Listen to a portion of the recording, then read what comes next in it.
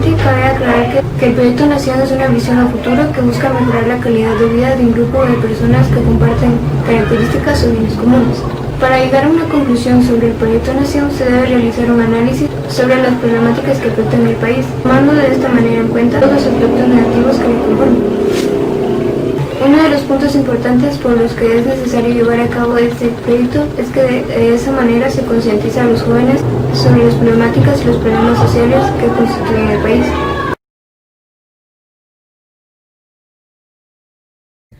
Asimismo, debemos de contar con metas y aspiraciones en las cuales estemos trabajando de una manera constante, para que de esta manera la visión que queremos llegar a alcanzar del país pueda volverse con el tiempo una realidad, obteniendo por efecto de los proyectos implementados un mejor desarrollo del país y todas las personas que lo conforman. Igualmente es importante la realización de un proyecto nación, debido a que de esa manera podremos apoyar a personas con posibilidades menores a las nuestras mediante diversos métodos y planificaciones. También es de suma relevancia llevar esto a cabo porque estamos a punto de convertirnos en ciudadanos, por lo cual debemos conocer y entender la realidad en que se vive día a día a nivel nacional para ser consciente de lo que necesita Guatemala de un gobernante. Como ciudadanos de este país debemos tener patriotismo antes que nada, porque ya cumplimos con el derecho establecido al tener un origen y ser identificados como guatemaltecos. Todo esto conlleva tener obligaciones morales, y eso consiste en no mantenernos ignorantes a las problemáticas del país. Es ahí donde debemos demostrar que vivimos en Guatemala y buscar la manera de ayudar, de ser solidarios y mostrar amor por nuestra patria. Básicamente la importancia del proyecto Nación consiste en concientizarnos sobre los diferentes problemas que se producen día a día en los diversos lugares que conforman la nación. Igualmente es necesario llevar a cabo el proyecto Nación para satisfacer las necesidades que se reconocen de una población que cuentan con escasos recursos, ya que con esta planificación se refleja un futuro ideal, con el propósito de conseguir una mejoría en el desarrollo a nivel nacional. ¿Cómo es la Guatemala de mis sueños? En la Guatemala de mis sueños no existe el analfabetismo. En la Guatemala de mis sueños hay una educación de calidad y un CNB orientado realmente a cumplir las necesidades reales de la población, previniendo la discriminación y poniendo situaciones reales y aplicando distintos conocimientos. En la Guatemala de mis sueños no existe la corrupción. Pero para que eso pase tenemos que empezar desde las cosas mínimas, como no pedir copia en nuestro trabajo ni en nuestros estudios, o como no pagar para ganar grados. En la Guatemala de mis sueños hay un sistema de salud de calidad, pero para que esto pase debemos pagar nuestros impuestos a tiempo y de manera correcta. En la Guatemala de mis sueños no existe la drogadicción ni el alcoholismo. En la Guatemala de mis sueños todos los niños están bien nutridos. En la Guatemala de mis sueños ha desaparecido la delincuencia y la violencia. ¿Cuál es la Guatemala de mis sueños? La Guatemala de mis sueños es una Guatemala en donde todos sepan la importancia de la práctica de valores, en donde se note la ética y el profesionalismo de las personas, en donde todos sepan cuál es la importancia de respetar la forma de pensar de los demás y de respetar la libre expresión.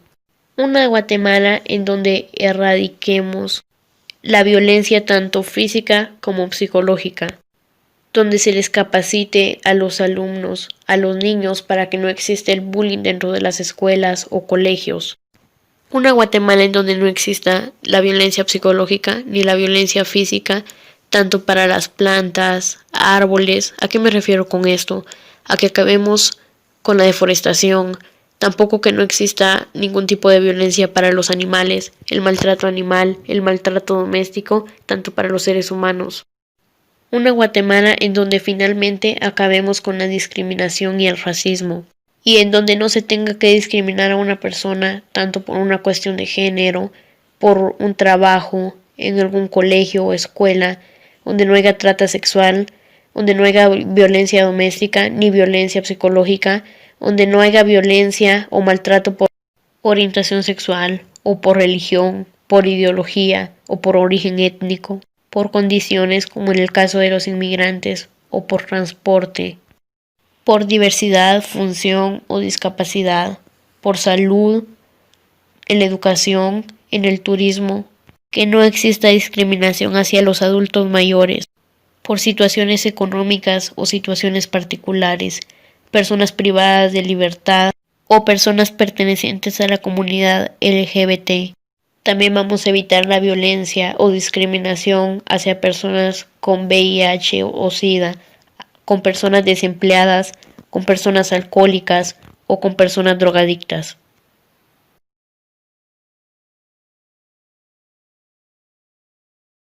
Hola, mi nombre es María Aurora Alvisures Gómez. Actualmente curso el 5º año de la carrera de Bachillerato en Ciencias y Letras con diplomado en Ciencias de la Comunicación.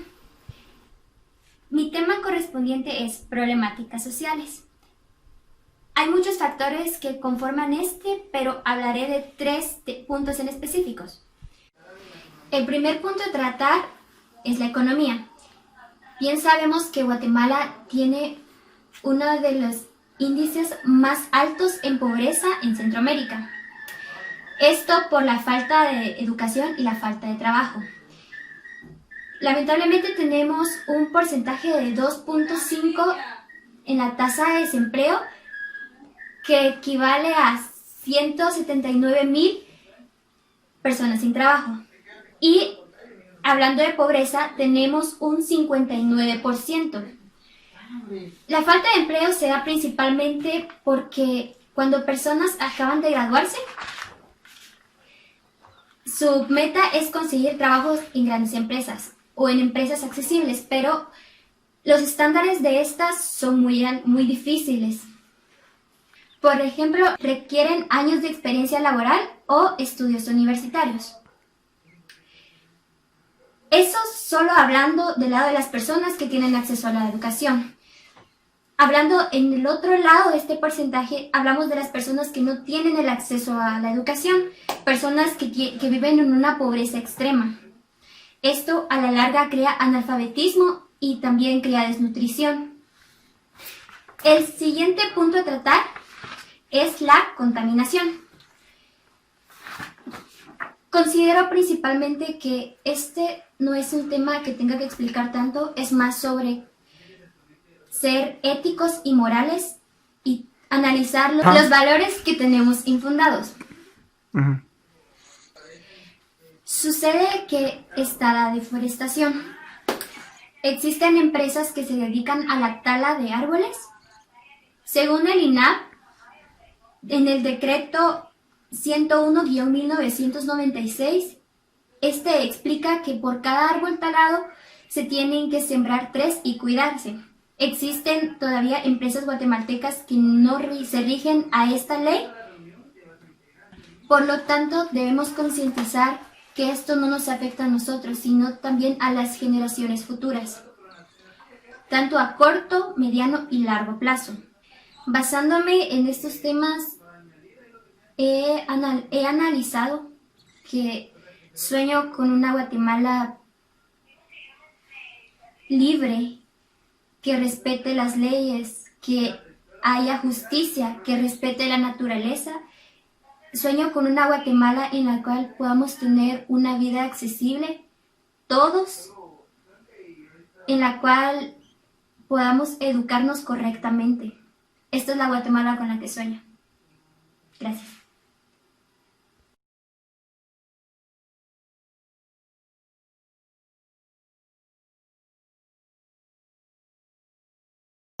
Hola, mi nombre es Yasmin Chután, soy de Quinto Comunicación y voy a hablar sobre el ordenamiento fiscal.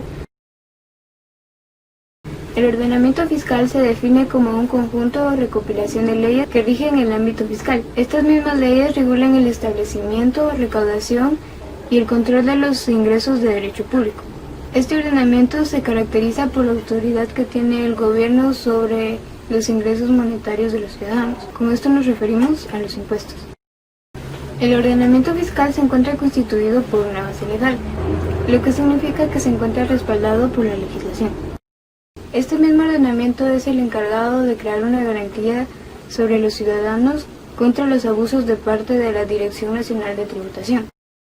Estas mismas leyes se encuentran presentes en la vida cotidiana y es por eso mismo por lo que muchos filósofos consideran que deberían ser tomadas en un sentido más amplio. Cumplir con nuestro deber como ciudadanos. Otra recomendación a mencionar sería concientizarnos a nosotros mismos sobre el papel que tenemos en la sociedad guatemalteca. Como última recomendación, dar una mejor administración al uso que se le da a las leyes anteriormente mencionadas. A corto plazo considero que sería una buena idea dar una serie de charlas alrededor del municipio. Esto sería ya en establecimientos locales o en instituciones públicas. A largo plazo llevar a cabo una capacitación en la cual se buscaría concientizar más a los ciudadanos con respecto a lo que nos referimos con el ordenamiento fiscal y el por qué deberíamos cumplirlo. Primeramente se llevaría a cabo una planificación con respecto al puesto que se le delegaría a cada uno y a su función como parte del equipo. De igual manera se haría una selección con respecto a las instituciones adecuadas para llevar a cabo la primera fase del proyecto. Como una segunda estrategia sería la implementación de los cursos. Esto ya sería por medios virtuales o ya sea de manera presencial. En el caso de darse el segundo método, se buscaría un lugar con la capacidad de albergar a todas las personas interesadas. En cualquiera de los dos casos se buscaría ayuda de una persona profesional. Como primera opción se recurriría al gobierno en busca de ayuda para poder brindarnos apoyo en este proyecto. Y en el caso de no ser así, de igual manera abocaríamos a un especialista. Gracias por su atención.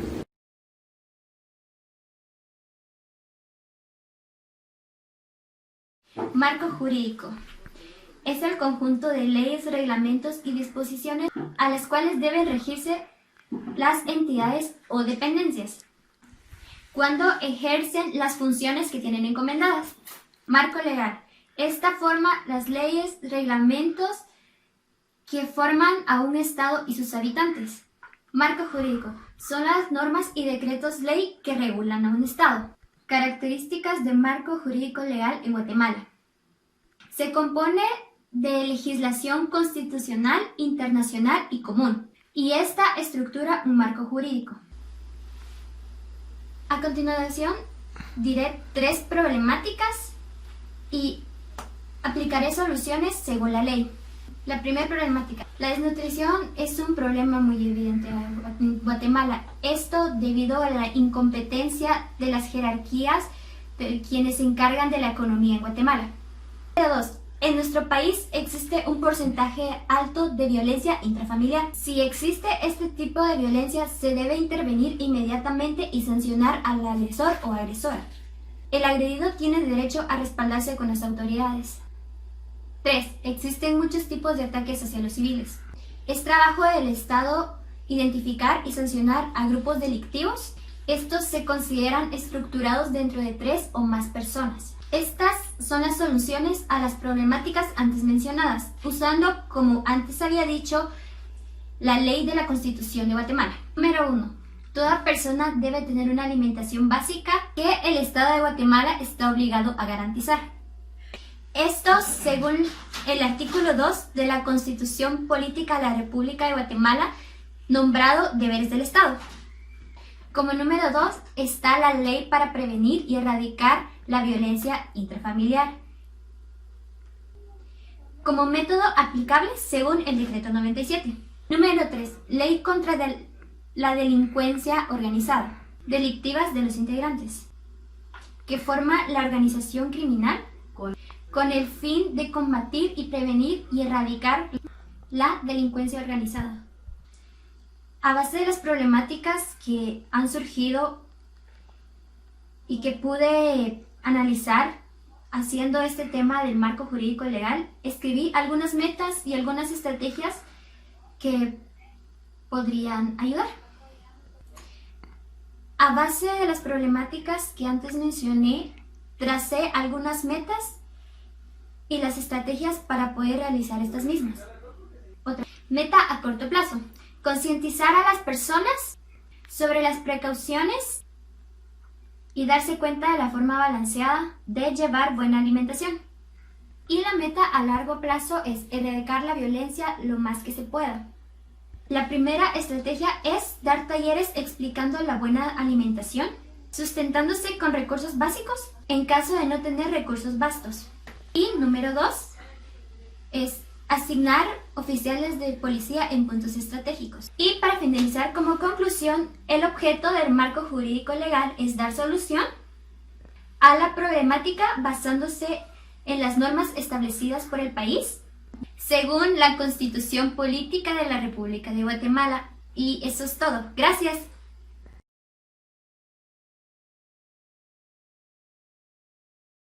Hola a todos, mi nombre es Melody Monterroso, actualmente curso la carrera de quinto bachillerato en turismo y yo les voy a hablar sobre educación vial.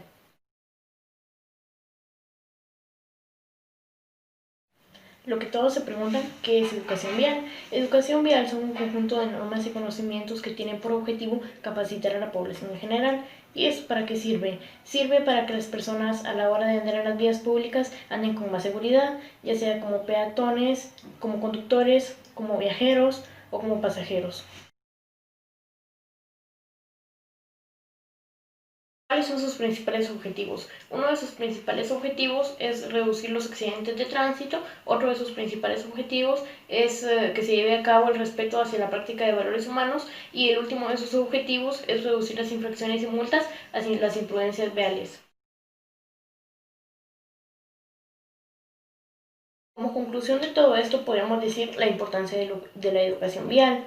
Es importante porque nos permite conocer todas las leyes, reglamentos y normas de tránsito y la conducción correcta de cualquier tipo de vehículo terrestre. También nos permite saber la conservación del medio ambiente y de manera correcta la utilización de las vías, calles, pasos peatonales y avenidas y desniveles, etc., evitando de esta manera los riesgos innecesarios que se pueden ocasionar en el tránsito. Como recomendación general les podría decir que debemos de formar y capacitar a toda la población en general para que así esas personas sepan cuál es el uso correcto de los medios de transporte y vehículos no solo terrestres, sino que también marinos y aéreos, y así también podemos evitar riesgos innecesarios tanto para los conductores, para los peatones y en el caso de nosotros que podemos ir como viajeros o también podemos ir como pasajeros. Hola, mi nombre es Jocelyn Yasmín Cifuentes Arévalo, estoy en quinto bachillerato en Ciencias de la Comunicación. El tema que yo les daré a conocer es cultura tributaria. La cultura tributaria es un tema de gran interés, ya que de ella se desglosan los impuestos y los beneficios para nuestro país y los integrantes que los conforman. Podemos mencionar cuál es el uso y la importancia de obtener el número de identificación tributaria, ya que con esa identificación podemos adquirir nuestra factura y así contribuir al país pagando el IVA y cada uno de nuestros productos, con base a la razón de ética personal, respeto a la ley, responsabilidad ciudadana y desarrollo social de los contribuyentes. Beneficios tributarios: mejor calidad de vida de la población social, ayuda al crecimiento y desarrollo social, a conseguir objetivos económicos y sociales. Metas: construir instituciones donde se dé a conocer cuál es la importancia de la cultura tributaria. Estrategias: buscar gente comprometida y eficaz que nos ayuden a desarrollar a fondo el tema de la cultura tributaria. Gracias.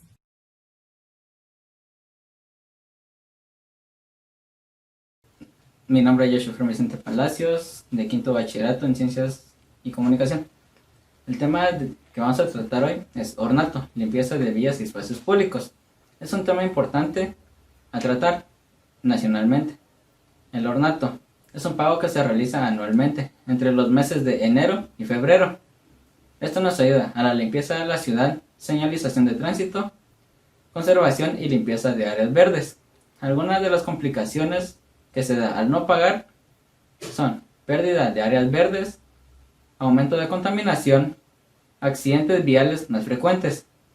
Algunas estrategias que se deberían implementar son que el boleto de ornato sea un requisito para cualquier tipo de trámite, por ejemplo, a la hora de ir a pedir un trabajo. Como segunda estrategia, se debe implementar la educación civil. Con esto me refiero, hay que educar a los guatemaltecos de la importancia y función del ornato. Y como última estrategia, utilizar todos los medios de comunicación para que la información llegue a todos los ciudadanos, tanto alfabetos como analfabetos. Y como conclusión, hacer cumplir la ley y así nuestras futuras generaciones nos lo van a agradecer. Gracias. Hoy les voy a hablar sobre lo que es sufragio o participación a través del voto. Guatemala es un país libre donde todas las personas que deseen pueden votar media vez sean mayores de edad.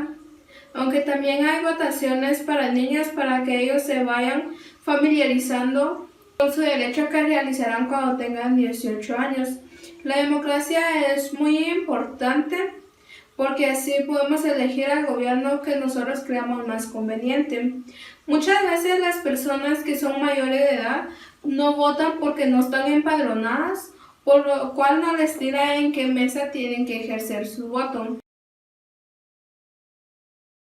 En otras ocasiones, las personas que sí están empadronadas ejercen su voto y no solo no lo ejercen, sino que después se andan quejando que porque no ganó tal partido, que el partido que ganó no va a ser un buen gobernante, pero no tienen derecho a quejarse porque no emitieron su voto.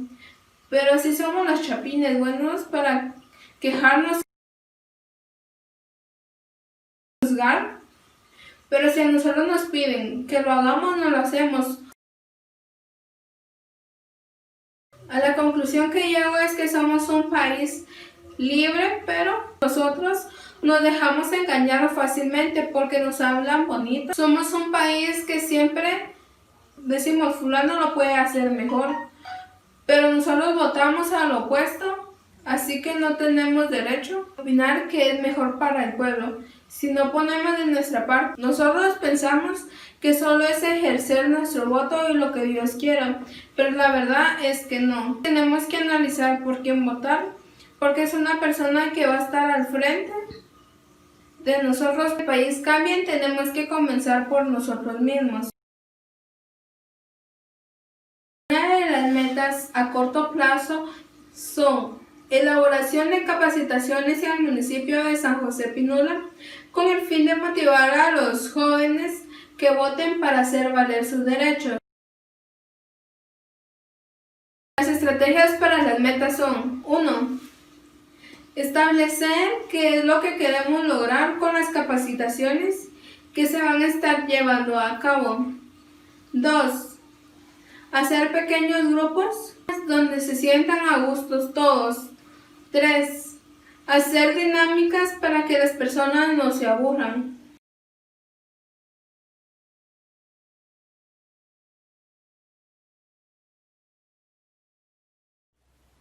El tema que vamos a tocar hoy va a ser deberes y derechos constitucionales. Son mandatos constitucionales que no pueden ser privados de ellos y no podemos renunciar a los mismos. Unos ejemplos de ellos serían libertad e igualdad, emisión de pensamiento, religión y locomoción. Un deber que tenemos como ciudadanos es el deber de ir a trabajar, ya que con este podemos llevar un sustento en nuestras casas y tenemos un sueldo fijo. Una de las metas a cumplir sería que como guatemaltecos podamos hacer cumplir nuestros deberes y derechos conforme a la ley. Otra de las metas sería que por medio de las redes sociales podamos dar a conocer la importancia de hacer cumplir nuestros deberes y derechos como ciudadanos. En conclusión, la base del aprendizaje de los deberes y derechos inician en el núcleo familiar, ya que es la base de toda sociedad. También hay que tener conciencia que al faltar algunos de ellos pueden ser penalizados por la ley. Gracias. El día de hoy yo les traigo a conocer un tema muy sumamente importante, la cual se deriva como equidades laborales, étnicas, sociales y de género. ¿Qué es la equidad? La equidad significa reconocer a todos por igual, independientemente de sus particulares características y necesidades. Reconocer sus valores, sus derechos y sus responsabilidades.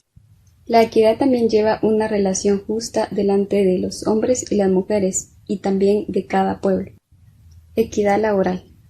La equidad laboral es justa delante de todo trabajador, para mantener sus mismas oportunidades y derechos dentro de un trabajo. Equidad étnica. Todas las etnias deben ser respetadas. El Estado reconoce, promueve sus formas de vida, costumbres y sus tradiciones y su organización social. Equidad social. Tanto como hombres y mujeres desarrollan su potencial, sus destrezas y sus habilidades. Todos debemos de tener las mismas posibilidades económicas, sociales, culturales y políticas. Equidad de género.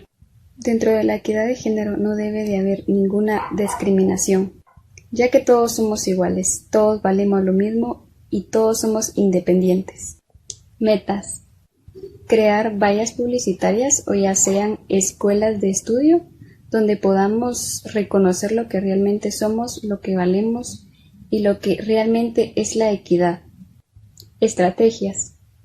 Para que la meta se pueda cumplir sería con la ayuda del Colegio Liceo Comercial Entre Valles o ya sea con mis compañeros de Ciencias de la Comunicación y así poder entregar una serie de folletos, de volantes donde se dé a entender lo que realmente es. Taker, Rinub Alessandro Antonio Reyes Ramírez. Nutukpa, Tikayarem Halem, Diki Enap Chuka Diki Panop Nijalajo, Kiwach, Wina. Para hablar de respeto a las diferencias multiculturales y pluriculturales, tenemos primero que definir qué es cada una. Primero que todo, el respeto en este contexto se refiere a la veneración o la aceptación entre cada cultura de las costumbres de las otras. Es una actitud en la cual las culturas coexisten y conviven juntas. Y luego tenemos las diferencias. Las diferencias no tienen por qué ser nada malo, todo lo contrario. Cada ser humano es diferente y así también las culturas. Las diferencias son ideas contrarias, distintas o diferentes a las que tiene otra cultura. Dentro de la multiculturalidad hay varias culturas, sin embargo ninguna de ellas coexiste, es como si hubiera una barrera que las separara. Esto lo podemos ver, por ejemplo, hace años dentro del conflicto interno, dentro de las culturas, que los mestizos y los indígenas estaban segregados. Luego tenemos el concepto de pluriculturalidad y ya podemos hablar de que las culturas coexisten más entre sí, se apoyan más entre sí y conocen un poco más de ellas. Sin embargo, aún hay algo que aún no permite que compenetren las dos culturas. Esta de Guatemala actual, los alumnos ahora reciben clases como idioma y cultura maya, Xinca y Garífuna, y cada vez tenemos más acceso a la información, a los idiomas y a toda la cultura de cada etnia. Entonces entre sí ya cada vez comparten más, coexisten más, comparten conocimientos. Sin embargo, aún hay cierta discriminación, cierto racismo y cierta segregación. Y el último concepto, que es la interculturalidad, que es el sueño de toda nación y que me atrevería a decir que quizás ninguna ha logrado. La interculturalidad es un proceso en el que las culturas pueden coexistir entre sí completamente, en el que deja de haber discriminación, en el que hay apoyo mutuo entre las culturas y cada quien aprende de la otra. Tú me dirás, como el proceso de globalización. Parecido, aunque a la inversa, porque entre la globalización todos pensamos como masa, todos adoptamos las ideas de una cultura y todos nos volvemos una sola raza. Mientras que la interculturalidad plantea que cada cultura va a seguir existiendo, va a seguir teniendo sus valores, sus costumbres y sus creencias. Lo único que cada vez van a ser más unidos y cada vez van a poder aprender más entre sí, van a poder coexistir y apoyarse más. Esta, como les digo, es la Guatemala que esperemos en un futuro logre. Ahora voy a hablar de cada una de las 4 etnias. Empecemos con la cultura maya. Esta cultura se hablan 22 idiomas, los cuales podrán estar viendo por acá. Aproximadamente 5.000 años atrás ya existía esta cultura. Su periodo histórico se divide en preclásico, clásico y posclásico. Y ya en la actualidad, su vestimenta son prendas tejidas a mano. Entre las mujeres, la parte más representativa es el huipil. Además de esto, cada uno de esos trajes típicos es diferente dependiendo de la etnia. Luego pasamos con los xinca. La cultura xinca está desapareciendo. El idioma xinca se divide en 3 ramas. Había una cuarta de la cual ya desapareció. Se cree que el idioma xinca lo hablan aproximadamente 2.000 personas. Es un idioma en peligro de extinción. Sin embargo, muchos etnolingüistas están trabajando muy duro y se cree que se va a poder recuperar el idioma. Tenemos a la cultura garífuna. Esta cultura se caracteriza porque sus raíces provienen de los araucos, los caribeños y los esclavos africanos. Su platillo típico es el tapado. Su música tradicional es la punta. Por último, la etnia ladina. Esta es una mezcla. Principalmente tienen raíces indígenas y españolas. Esta etnia es la que ha sido más víctima de la globalización. Su forma de vestir es conforme a la moda occidental. Hablan el idioma español con algunos préstamos lingüísticos del inglés y de algunas lenguas nacionales. Pasamos con las metas y las estrategias para llegar a este respeto de las diferencias multiculturales y pluriculturales y por qué no decirlo en un futuro llegar a hablar de una interculturalidad. Primero que todo hablemos de la problemática. Somos un país pluricultural. Entonces, aunque las culturas coexisten entre sí, falta un largo camino por recorrer. La población indígena normalmente vive en pobreza y en pobreza extrema. Idiomas como el Xinca o el Itzá están a punto de desaparecer. Hay muchos niños que están estudiando en escuelas en las cuales sus maestros son monolingües y solo hablan español. Entonces esos niños que hablan un idioma maya no pueden aprender. Entonces para esto propuse metas a corto plazo y metas a largo plazo para llegar a esta interculturalidad tan deseada. La meta a corto plazo